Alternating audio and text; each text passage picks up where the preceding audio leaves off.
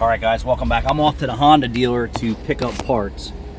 Man, it's a miserable, muggy day. Hold on, you got something on your face. Ah, there you go. Just like your granny used to do to you. All right, I'm gonna put my seatbelt on for all you guys out there. Hey, Will. I'm nobody's hooker. You come to my shop to get your car fixed, you get it fixed my way. If you want it fixed your way, you go to McDonald's. Someone also comment, my video sounds like I shouldn't own the shop. Owners should own the shop and not be in the base. Let's check all the boxes for you, sir. The best shops in the world are owner operators, and they're in the base. Quality control and getting things are done. Should I start listing them for you? They're not. We're going to give you the not the best in the world. Pep Boys, Mavis, Firestone, Valvoline, Jiffy Lube, Walmart. Do I need to say anything more? Owners aren't in the base. Worst customer complaints, worst liabilities, and the list will go on and on and on. Now let's talk about some of the best mechanics in the world. Ford Master Tech Moco Loco. Owner, operator in the base doing the work. Does he have someone working for him? Yes, working in the base. Ford Boss Me was an owner, and I do consider him one of the best or better mechanics. Got it? Steve Morris Race Engines. You think Steve Morris is not machining and building engines? I think you need to watch his videos. How about Rain Man Ray? You think his business would be what it was without him? The owner in the base? Nope.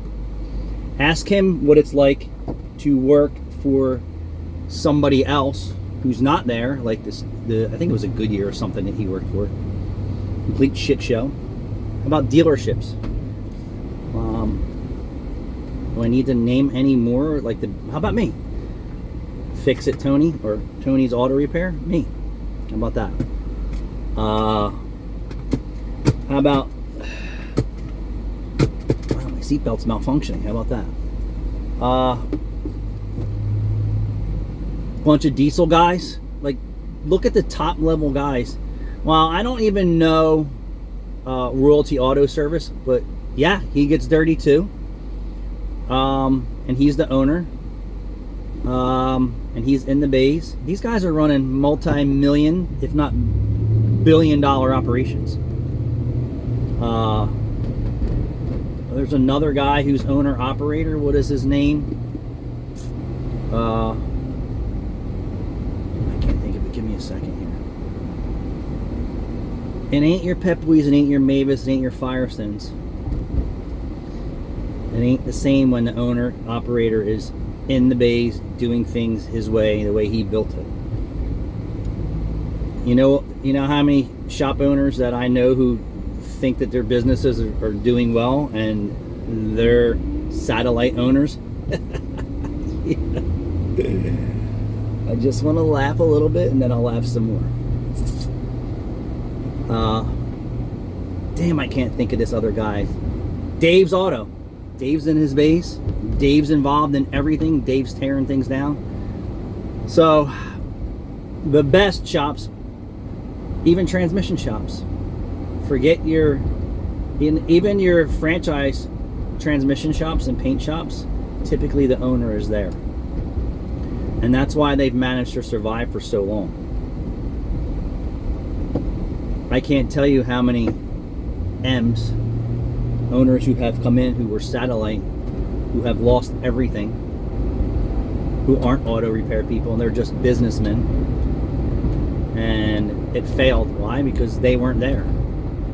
And if they were there every day, they probably would have succeeded. And since I've been around for nearly 30 years in the Meineke franchise system, I've seen a lot of shops fail. And in most cases, in majority of the cases, the owners weren't there. Hence how I bought my shop 20 years ago, is the owner wasn't there and he had people running it, and so the story goes.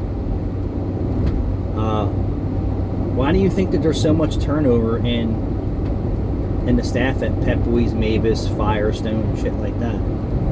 they keep moving the pegs around, thinking that it's going to be, something it's not. It's very hard to find somebody who takes interest in the owner's business, and we're going to just use me as an example. I took all the owner roles on when I was a manager for franchise store, because I knew I was going to have my own shop.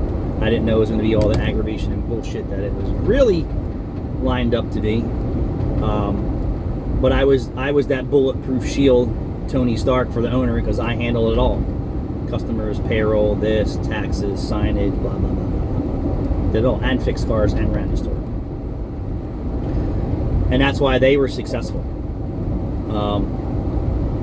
Because I ran it like my own. It's very hard to find somebody who will run it like their own with the same mindset and same business aspects as it's their own, without robbing you blind or stealing from you. So,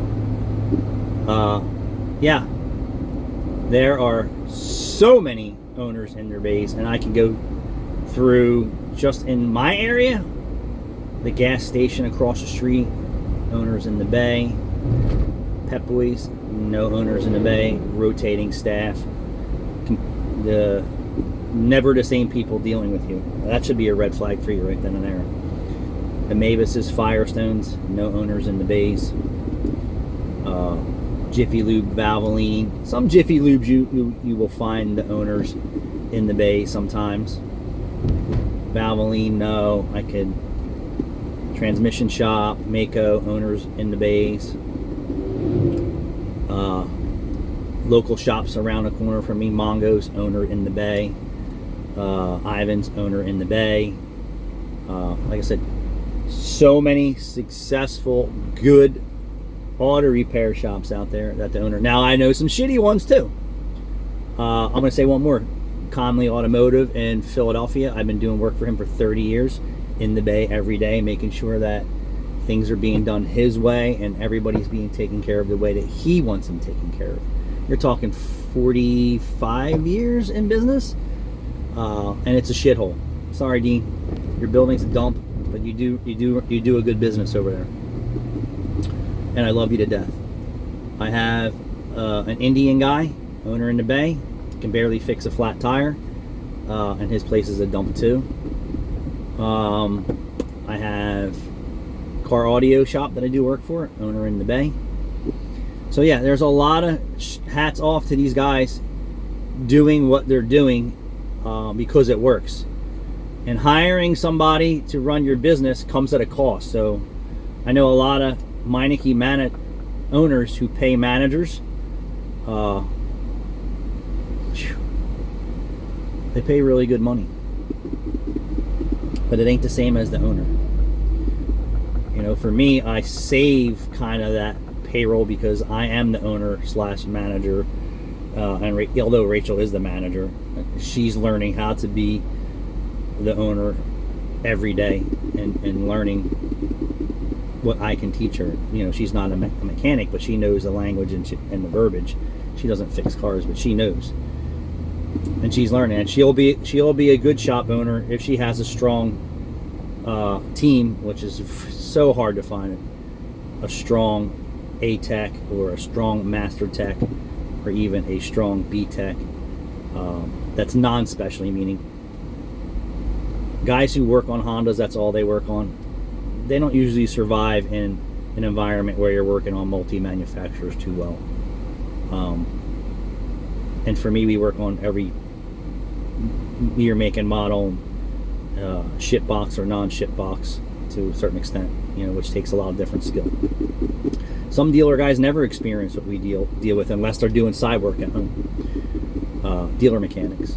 But yeah, there's a lot of shops owner occupied, owner operator in the bays, in the trenches, not behind the scenes. And it's all what the area and what they're willing to accept. Some areas are a good area and don't run like, I'll describe my store, a wagon wheel that sometimes has all of its spokes. And and that isn't because of the staff, it's because of the customers. And I describe my location and what we deal with is like trying to ride your bicycle with someone trying to run you off the road and run you over, steal your bike, parts falling off, and you're constantly just pulling it back together and trying to keep pedaling through the bullshit and nonsense to get to your end of the day, and then you start over and do the same thing. Now, I've been in locations that aren't like this, and you know, since it's been so long that I've been in certain areas, that I can tell you that I don't know if it's just the way that the business has changed with how fucked up people are. And also, I've seen it where the economy was really bad and not this bad, and I've seen it where the economy was really good and it's been really good. So I don't have an answer. I'm going to say economic times really put the pressure on people who are not prepared for economic changes, and right now we go through economic changes every day, and some of that's devastating to people, especially now that you have legal drug dealers in your pocket. Like, oh yeah, no, I can just go buy $300 worth of weed at the dispensary every week. Add that to your alcohol problems and your financial problems and everything else. So yeah, a lot of owners in their bays. I don't know too many Dunkin' Donut owners and gas station owners that are in their bays. Very easy business model there, to where you don't need any skill to coffee, donut, Danish, gas. It's not that complicated, although you don't see the same people all the time. So yeah, transmission shop up the street from me, owners in the base building transmissions. You know why? Because he knows how hard it is to even find a guy that's like him, and when our transmission guy's dead, his business will be done. They won't survive. That's a fact. Another shop that I do work for right up the road, Fontana's. Love you guys. They send me a lot of work. They trust me. They know my knowledge and experience is worth every penny. Father owned and ran, sons owned and ran with the father. Father is now retired, and both the sons are in the bays every day fixing people's cars, and they run a good business. And if I ask him, he doesn't want to be on YouTube videos because I've asked him, but I guarantee if I ask him, would your business survive without you and your brother, I would guarantee everybody that they would say absolutely not, it will not. They can't keep an employee in the bays, because I hear it from all times, like, I just hired another guy because the other guy didn't show up or didn't come to work, or you know, we give him hours and he's calling out sick and all the nonsense. His business would crumble and his customers would go someplace else if they weren't there. They would go to the misery of Pep Boys, Mavis, Firestone, Jiffy Lube, Valvoline, Take 5. So, and same thing with Wawa. You don't really need brilliant people to operate a Wawa. It's gas. They're buying majority of their products packaged, so the customer is just impulse buying, or buying because they want a coffee or a soda or liquid crack in a can. And then they have hot foods, which really is minimal skill. They tell you how to do it on their screens on how to build the Italian hoagie or a hot dog with chili and cheese. So yeah, things like that. You really don't need high skilled people. So yeah, so that's my hat's off to all the owner operator shops out there who are in the bays doing it every day. My machine shop guy, same thing, owner operator in the bays, making sure that he's going to survive, because putting an employee in there, the risks are too high. But I know a lot of other Meineke shops who are satellite owners that have people that are doing I guess good enough for them. You know, I don't really know, because I don't engage too much in that aspect. I definitely don't want to been down that road where I actually had a manager and I was leaving and doing things like that. Actually, 2 managers, and you know, soon, and paying them really well. How about that? Paying them really well, and they were still stealing. So that's it. Thanks for watching.